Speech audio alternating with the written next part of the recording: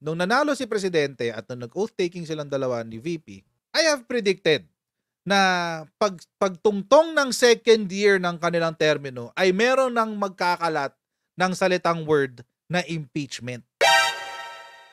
Unti-unti na nilang inilalagay sa isipan ng mga tao na mukhang kailangan na yata natin i-impeach yung mga hinalal natin. And una sinabi ni Franz Castro. Tapos ito hindi naman sinabi pero merong insinuations na yung offense daw na ginawa ng presidente at ng vice-presidente ay impeachable. Una ko po yan nakita, of course iba pa yung kay Franz Castro, no? Pero ito yung pangalawa. Ang sabi, Office of the President violated Constitution in transfer of 125 million confidential funds to Office of the Vice President. Violation daw ng Constitution, sabi ni Frank Drilon.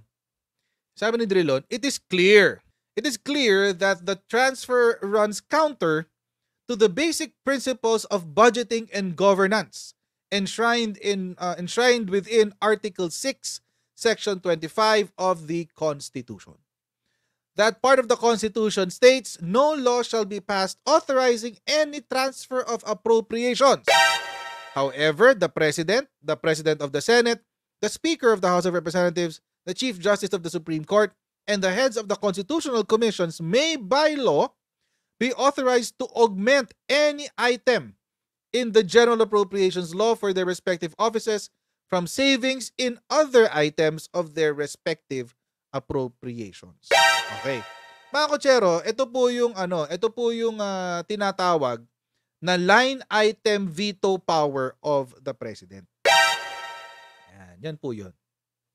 Drilon, who also served as Justice Secretary, during the administration of Corazon Aquino, said the transfer raised constitutional questions and violates the Supreme Court ruling in the case of Araulio versus Aquino. Yun ang nangyari daw. That's a violation of the Constitution. Therefore, if it is a violation of the Constitution, then it is a violation that is impeachable. Yun. Ineko yan o inulit ni Barry Gutierrez. Okay, kilala naman natin to, si Barry. Si Barry! OVP confidential funds still illegal and a constitutional violation. Wow! Who died and made you justices of the Supreme Court? Kasi alam ko Supreme Court lang pwede mag-interpret ng law. Yun ang alam ko. Sabi niya, this is clear as day. This is a violation of the Constitution, he said. What now? Are we just to move on from this? Ay, nag-aaya itong mag-aklas. Oh, hahayaan na lang ba natin to? Sabi ni Barry. Tapos ito, sabi pa ni Barry Gutierrez. The unconstitutionality lies in the fact that was augmented was a non-existent appropriation item. There was no allocation for CF in the OVP's 2022 budget. As such, there was nothing to augment and so the transfer was unconstitutional. Ano nang sinasabi? Hindi raw constitutional yan. Kasi wala namang babaguhin eh. Augment, ibig sabihin wala namang dagdagan, walang babawasan. Kasi wala namang confidential funds na nakasulat. Sinagot ko na to last time. Pero, perpetuate pa rin. Well, hindi ko naman na-expect na porke sinagot ko, hindi na magpapatuloy. Ang sinasabi ko lang, natawa lang ako mga kotsero kasi nakarinig ako ng ganito kay Contreras. At kaya ako na curious dito sa topic na to. Unahin ko dito sa video na to kasi nagulat ako na sinabi to ni Contreras eh. You know, you and I know very well. I talk to people in cyberspace. Some of them troll me. Some of them, disagree with me. And I see in them the makings of the Trump supporters in the US. Yung kahit alam na Tama nilang ka. nakasuhan na okay lang sa kanila. Ito mga to ganun din. Wala silang makitang pagkakamali sa nangyayari. Hindi yun You yun. know, and these are, Mamaya. unfortunately, these are in the majority. Opo. And the Senate and Congress will always think of their political fortunes and the political futures. Actually, si Vice President Sara Duterte, magaling sa iwasan deflection. Una, sinabi niya, kayo naman dyan ang mag-approve niyan, hindi ako. Kung may nahingi kami, kayo ang nagbabudget. Deflection number 2, pagdating doon sa budget na ina-appropriate ng 125 million noong 2022, which is basically, technically is a violation of the Constitution and of jurisprudence. Ano ba sabi niya? Humingi naman ako sa presidente, binigyan ako. Ibig sabihin, ipinasa niya sa presidente ngayon, at totoo naman talaga. Ang presidente inamin naman ng ES.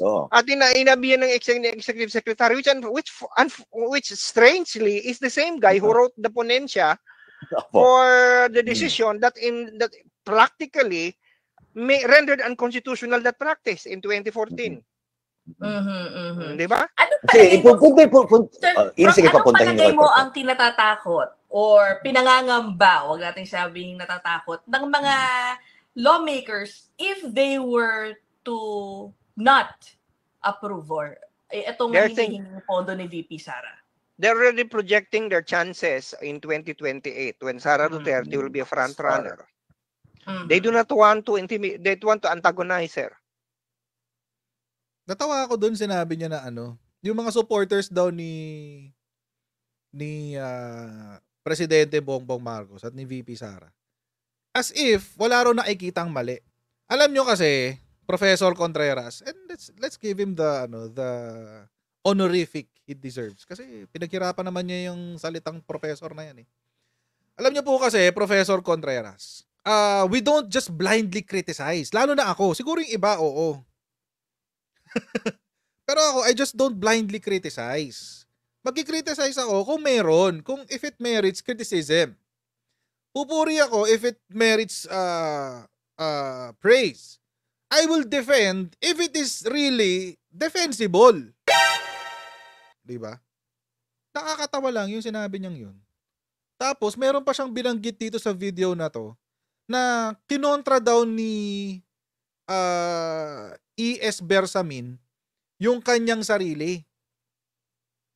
Nung si E.S. Bersamin daw mismo ang nag-decide sa Supreme Court na unconstitutional daw yung pag-transfer ng funds. Mamaya pupuntahan natin yung decision na yan kasi nakita ko yung decision na yan eh. Pinakita ko na sa inyo yan isang araw pa eh. Pero doon kasi nung isang araw hindi masyadong dinaanan. Pero ngayon di-deep dive natin. We defend if you're wrong. And right now, you are wrong, Mr. Professor Contreras. Ikaw ang mali. What you're calling unconstitutional is different from the decision of E.S. Bersamin doon sa Supreme Court. Ito pa kasi yung sinabi niya. Ito pa. Say this, but I think the remedy here is this is an impeachable offense. Ayan, impeachment. This is a gross violation of the Constitution, but you know, umaasa ba tayo na magkakaroon ng impeachment? Mukhang malabo yan. Pero yung sa kongresong ito? Opo, sinabi na nga po natin na yun ang maaari. Opo, yun ang maaari. Kung bulag o PPO bingi ang ating hustisya, di ba? Pwede pong ganun po kasi yung pag-iisip. Pero naglabas po Prof. Di ba sila nga yung nagsabi doon sa within the last 19 days nga of the ginastos itong parang confidential funds. Di po ba? Pero hindi pa yata nila Kuba ba ang nagsabi nun? Uy, Michael Fahatin, hindi ko ba ang nagsabi nun? Yun ang interpretation ni Franz Castro doon sa nilabas na COA report. Kasi mga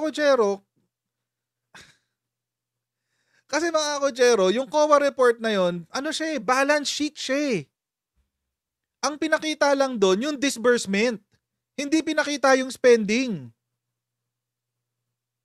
Disbursement lang ang pinakita, if I'm not mistaken. Nakita ko yun eh. Interpretation yun ni Franz Castro. Hindi talaga yun ang naganap. Bakit kasi hindi nyo tanungin si VP Sara kung ano talaga yung ganap? And besides, nagko-convene na yung committee na magre-review ng expenditure ng confidential funds. Bakit di nyo na lang intayin yun? Napansin lang, parang gano'n. Napansin lang, sila napansin. So hindi pa nila alam kung disallow ba yun or ano kasi ang confidential funds ina-appropriate yan ng Congress. Ganito yan, ang Congress kasi nag-appropriate ng confidential fund. Ang nangyari ngayon, ang presidente lumipat ng pera na gagamitin confidential fund ni OVP na walang act of Congress kasi yung batas na naglikha ng contingency fund nagsabi na pwedeng ilipat ng presidente. Yun ang kiniklaim ni Bersamin. Kasi yung nasa hindi mismo gaayun. ang Congress na nag-appropriate. Ang presidente na ngayon naglipat dahil akala niya may authority siya based on his interpretation. By the way, before si Pahatin Ebalton. Yun nga po yung natanong ko. Opo, yun nga po. Sige po. Hindi pa siyang executive hindi pa secretary. Siya ES. Opo. Si Rodriguez pa. Yun nga. Si Vic Rodriguez pa yung nag-aproba noon. So yun nga. Kahit si Bersamin po, isa sa mga ponente, hindi po siya ang nag-aproba para lang po malinaw sa ating tao-bayan. No? Si former ES, ang... Wait, hindi naman sa pinagtatanggol ko si Vic Rodriguez, pero who cares who approved it? Who cares who approved it? Hindi naman si Rodriguez ang tatamaan eh. Si Presidente yung tatamaan eh. Rodriguez, again. I just imagine the quandary of the Executive Secretary Bersamin. He's the one saying these things, but he's also the one who wrote the decision that rendered this act unconstitutional. Inulit na naman niya yung decision. Pero again, Prof, sinabi niyo, no? May kumbaga, kung sa batas, medyo lusot pa rin ang ating BP niya kasi hiningi lang naman, hindi naman siya ang nagbigay. No? Ang nagbigay pa yung office, so medyo delikado yun. Well, yeah. Kasi nga, binigyan siya, pero technically meron din pagkakamali kasi technical malversation. Tinanggap niya. Tinanggap mo. Tinanggap mo yung yun nga tayo pag ikaw ay bumili ng nakaw na gamit, pwede ka rin isama sa kaso, hindi ba? Anti-fencing nga po. Prof, just to be clear, yung sinasabi mong it's an impeachable offense. For who? Sakali man, asa pa tayo at this time. Hindi, kung batas lang po pag-usapan. Alam mo, let's talk about hypotheticals. In a normal environment, we have a very rational Congress, a Congress who's going to uphold the law and the Constitution, and they are not so biased. That is technically an impeachable offense because it's a willful violation of the Constitution. Again, it doesn't mean that just because of the political winds that we have right now, the majority of the congressman and the senator would not allow it. Hindi porket hindi mangyayari yun, hindi na natin kailangang pag-usapan. Para naman sa akin, pag-usapan natin para alam ng mga tao na this is just, it's possible, it is not happening because of partisan politics. After all, impeachment is a political process. President and VP? Impeachable. Because they are both impeachable officials. And they're both participative of a alleged or a seemingly unconstitutional. Sabi ko nga sa inyo, suntok sa buwan yan. Hindi mangyayari yan. Kaya ang ano na lang, sana naman ang rectification na lang yan, ayusin na lang yung budget. So it seems, mga kotsero, merong active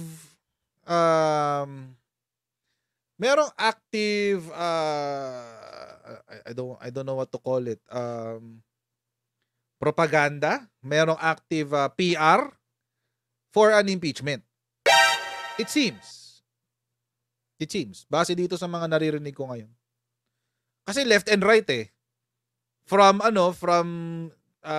mga terorista, impeachment, from Contreras, impeachment, from Dilawan, impeachment. It seems merong active na PR campaign na iporma itong issue ng pag-transfer ng confidential funds as number 1, unconstitutional, therefore impeachable. Ganun yung drama Ganun yung drama. At paulit-ulit, ito po yung nakakatawa dito sa video na to. Paulit-ulit pong sinabi ni Professor Antonio Contreras yung decision ni Bersamin noong 2014 o 2019. Kasi yun lang naman ang decision na meron. Yun lang naman yun. Ngayon, ang gagawin natin, pupuntahan ngayon natin yung decision. Ito lang po yung nakita ko na decision kung saan, 2019, kung saan ang pumirma ang ponente ay yung Chief Justice during that time. Ang ponente was si Bersamin. Papakita ko sa inyo. By the way, hindi lang po si si Bersamin ang ponente. Malamang, well, most probably siya nagsulat nito. So he will be the ponente. But as per the decision, this is per curiam. Ibig sabihin lahat sila nagdesisyon. So I'm assuming na ito yung nire-refer. I may be wrong. Depende sa drama ni Professor Contreras. I could be wrong, but it seems ito yung drama ng ni Professor Contreras. And again, let's give the honorific where it is due, diba? Ano po ba itong kaso nato? Tungkol po ito dun sa sinasabi ni Professor Contreras. Paulit-ulit at sinasabi ni Barry Gutierrez at ni Drilon na paulit-ulit na unconstitutional daw yung pagta-transfer ng pera kay VP Sara from the office of the president. Bear in mind mga kutsero na yun po, yung budget po na yun ay nakuha sa 2022 contingent fund. Importante po ito mga kutsero. Importante po ito. Contingent fund po ito. Contingent. Ito po, 2019 po ito. Bakit po 2019? Kasi po, this is a separate decision. Dalawa po kasi ito. This is about Belhica versus Ochoa, 2013. Belhica versus Ochoa. Short story, long story short, ang nangyari po kasi, di ba nung 2030, nauso yung PDAF tsaka yung DAP. Di ba nauso ko yan? Yung PDAF at saka yung DAP. Alam mo natin lahat yan. And then, nagkaroon ng issue, malaking issue, nagkaroon ng hearing, and then, sabi ng Supreme, ito po yung kaso na yon na dininig. Ito po yon. Belhica versus Ochoa, 2013. Or the 2013 Belhica case. Yes? Si Greco, meron ng na hindi na siya nakakalimutan sa jurisprudence. At least, di ba, hindi ka man naging senador, meron ka isang legacy sa jurisprudence ng Supreme Court. Anyway, ayan, the Belhica case. Yan. Tungkol po ito sa PDAF. And then, dito po sa decision ng kaso na to, si Supreme Court decided na yung constitutionality ng PDAF and DAP is unconstitutional. Mali. Hindi siya dapat naganap. Hindi siya dapat nangyari. Hindi dapat nagkaroon ng PDAF. Ayan, no? The court hereby declares as unconstitutional the 2013 PDAF. Okay. Tapos meron pa na Countrywide Development Fund, CDF. Ayan. So unconstitutional daw yan. Ito po yung decision. Okay. Ngayon, the following year, syempre, 2014, meron ka pa ring budget. Tapos, sa 2014 budget, ang sabi ni Belhica, bakit daw merong appropriated na lump sum? Bakit daw meron lump sum appropriation sa 2014 budget? Under the contingent funds. Yon. Ito po yung importante ditong intindihin, mga kotsero. Ito po yung kaya po it has to be premised, it has to be placed in the context of the contingent funds. Kasi po yung contingent funds po ang topic.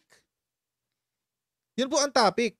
Ito po mga nagko-comment, itong mga politiko, itong mga katulad ni Professor Contreras, yung experts on political science, they're commenting based on a different case. As apparently, they're what do you call this? Using a different case to talk about the contingency funds. Kaya po importante na ito po maintindihan natin. Nagaling po yan sa contingency funds. Ngayon, dito po sa decision na to, mga kutsero. So sinabi po na previously sa 2013 GAA, unconstitutional ang PDAF. Sa 2014 naman, ang sinabi, petitioner asserts that the lump sum discretionary funds in the 2014 GAA were passed in violation of the Constitution. The same thing. Parang nung nakaraan. Okay. Yung lump sum na yon, mga kutsero, ang tawag doon ay Program Special Purpose Funds or SPFs. Na dito kasama yung Contingency Fund, E-Government Fund, at Local Government Support Fund. Ayan. So far, nakakaintindihan pa tayo no, sa kwento. Malinaw pa naman. So, noong 2014, ang sabi ni Greco Bellica, lumapit siya sa Supreme Court. Sabi niya, Supreme Court naman, may violation na naman ang Aquino administration. Ano yung violation ng Aquino administration? Sabi ng Supreme Court, kasi last year, may PDAF. Ngayon, may contingency funds naman. Hindi constitutional to. Hindi, wala, mali ito. Hindi to constitutional, sabi ni Greco Bellica. Ganun. Ngayon, ganitong nangyari. Ayan. So, diniscuss ng Supreme Court yung ano yung contingency funds, etc. etc. Ito na ngayon ang sagot ng Supreme Court. Doon sa allegation ni what do you call this? Ni Greco Bellica sa contingency funds. Ano ang sabi?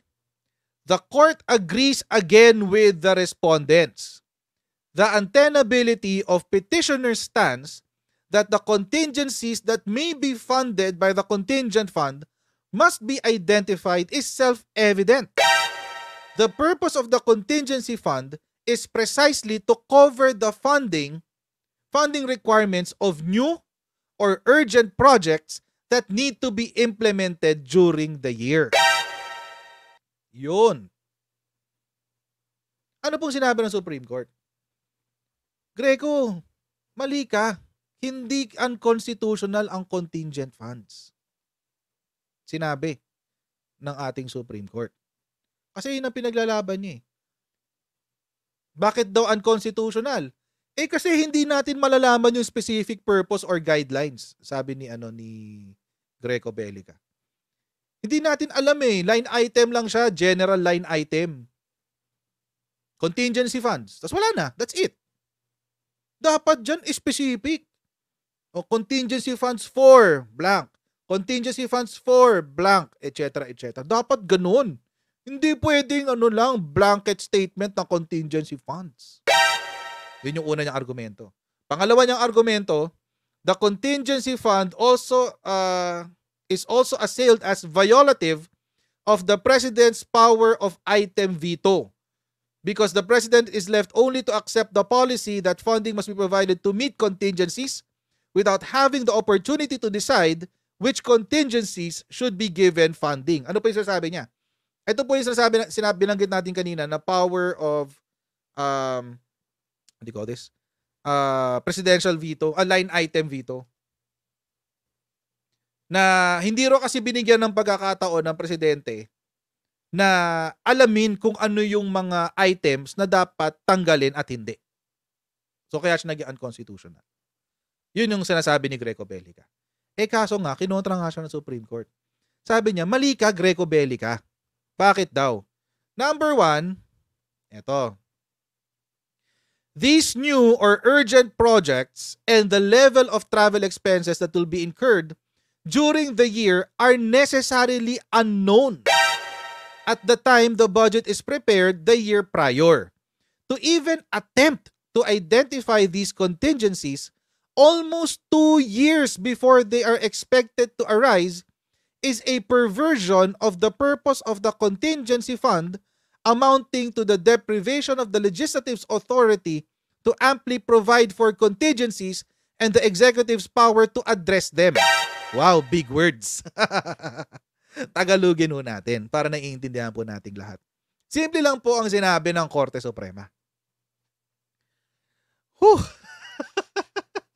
Simple lang ho. Ang sinabi ng Korte Suprema. Hindi mo kasi ma-expect lahat ng dapat gastusan. Hindi mo ma-expect. Don't forget mga kutsero, the Congress has the power of the purse. Ibig sabihin, nasa Kongreso ang kapangyarihan kung saan maglalagay ng budget, ng pera. At nasa kapangyarihan naman ng executive kung paano gagamitin ang pera na yan. Ngayon, mga kutsero, ito po ang sinabi ng Korte Suprema. You cannot expect the legislative na alamin kung ano yung mga mangyayari in the future. Hindi naman sila propeta. Sa Tagalog. Hindi naman sila si Nostradamus. Ganon. Para alamin yan. Hindi nila alam yan. At yun ang purpose ng contingency fund. Para sa mga bagay na kailangan mong pondohan na bago at urgent. Yan. Yan. Para sa bago at urgent. So hindi mo pwedeng tanggalan ng karapatan ng otoridad ang legislative na magbigay ng budget para sa mga bagay na hindi nila na-anticipate. Ganun lang ho kasimple yun. Pangalawa, hindi mo rin pwedeng tanggalan ng karapatan ang executive department na kakapunin mo sila para tanggalan ng kapasidad o capability na bigyang solusyon yung mga bagay na hindi natin inexpect. Next. So yun po yung sagot doon sa unang sinabi ni Greco Bellica na kailangan lahat merong line item. Yun po yung sagot doon. Pangalawa, yung line item veto. As to whether the structure of the contingent fund violated the line item veto power of the President, it is noteworthy that the appropriation for the contingent fund already passed the court's approval as an item of appropriation in the same case relied upon by the petitioner to argue against its constitutionality. Ano pong sa Tagalog? O sa usapang kalsada na lang para naiintindihan nating lahat. Di ba nagreklamo ka na dati, Greco Bellica? Kasama na nga dun sa decision natin noong 2013. Kasama na yun dun. Napag-usapan na natin na yung contingent fund ay constitutional. Legal yan. Walang masama dyan. So bakit binibring up mo ngayon na mali siya? Ganun. Ito nga siya, in the 2013 Bellica case, the court explained, kinote siya. So, in this sense, and as already validated in the 2013 Bellica case, the contingent fund complies with the rule on singular correspondence, the clearly specified singular purpose encompassing the seemingly unrelated purposes is the purpose of the meeting of contingencies. Sa Tagalog, wala hong mali sa contingency fund. Saan nyo ngayon huhugutin yan? Kung yung Supreme Court mismo ang nagsabi na yung walang masama sa contingent fund at ang pagtatransfer ng budget galing sa contingent fund. At sinabi po ni E.S. Bersamin, the same person who wrote this decision, GR 210503, the same person who wrote this decision, si E.S. Bersamin, sinabi niya na kinuha yung budget ni VP Sara sa contingent fund. At napirmahan po sa 2022 GAA yung contingent fund amounting to 13 billion pesos. 13 billion po yan kasi this is in the 1,000 pesos. So 13 billion pesos. Ayan, 2022 GAA. Ngayon, sa 2022 GAA, anong nakasulat dito as a special provision? Kasi mga kutsero, parte ho ito ng GAA. Parte ho ito ng batas. Ano pong sinabi? Item number, special provision number 1. Contingent fund. The amount of 13 billion pesos appropriated herein shall cover the funding requirements of new or urgent activities or projects of national government agencies, GOCCs, and LGUs that need to be implemented or paid during the year, such as but not limited to the following: legal obligation of the government arising from final and executory decisions of competent authorities such as compromise agreements, arbitral awards, mediation, settlement agreement, and professional services in connection hereto. requirements of newly created offices, requirements of newly created offices, and deficiencies in the appropriation for local and external travels of the President of the Philippines. Bakit ko po highlight yung newly created offices? Kasi po, mga kakutsero, dito po ginamit yung 125 million na confidential fund ni VP Sara sa pagpapatayo ng satellite offices ng Office of the Vice President. The Office of the VP requested the OP to release 221 million for maintenance, operating, and other expenses items such as financial assistance subsidy amounting to 96 million, and confidential funds for newly created satellite offices in the amount of 125 million. So, Professor Contreras, what's your legal basis? Hindi ko pa nababasa yung isa, yung kay Araulio versus Aquino. Hindi ko pa nababasa. But if it is an old jurisprudence, if it is an old decision, most probably, it was not in reference to the PDAF and contingent funds. Ito po, rekta. Ito po, itong GR 210503 speaks directly of contingent funds and the unconstitutionality of the PDAF and DAP. Common sense lang ang legal basis. Di ba, Lemuel? Make it make sense. Make it make sense. And yan ang magiging catchphrase ko talaga. Make it make sense. Kasi alam nyo, wala namang problema sa akin magpalit ng opinion eh. Wala problema sa akin magpalit ng opinion. Just make it make sense. Puro ka nga common sense. Common sense ka ng common sense. Eh wala namang sense yung common mo. Wala namang sense yung common sense mo. Kaya you make it make sense. Para it's substantial. Kung kontra ka, pag sinabi mong unconstitutional siya, okay. Kami po kasi mga kotsero, I've learned na hindi ka po pwedeng magsabi lang na ang isang bagay ay illegal o hindi. You have to defend the legal basis of your answers. Kapag hindi, nakatayo ka ng 3 oras. Pag ganon. Pag hindi mo nasagot yung mga tinatanong ni judge or ni attorney na prof mo, at tatayo ka ng 3 oras. Gigisahin ka, ikaw lang ng ikaw ang tatanungin hanggat hindi siya nasasatisfy sa mga sagot mo. Tatanungin ka, what's your answer, Mr. Pulido? Yes, sir, yes, judge, or yes, attorney. The answer is this.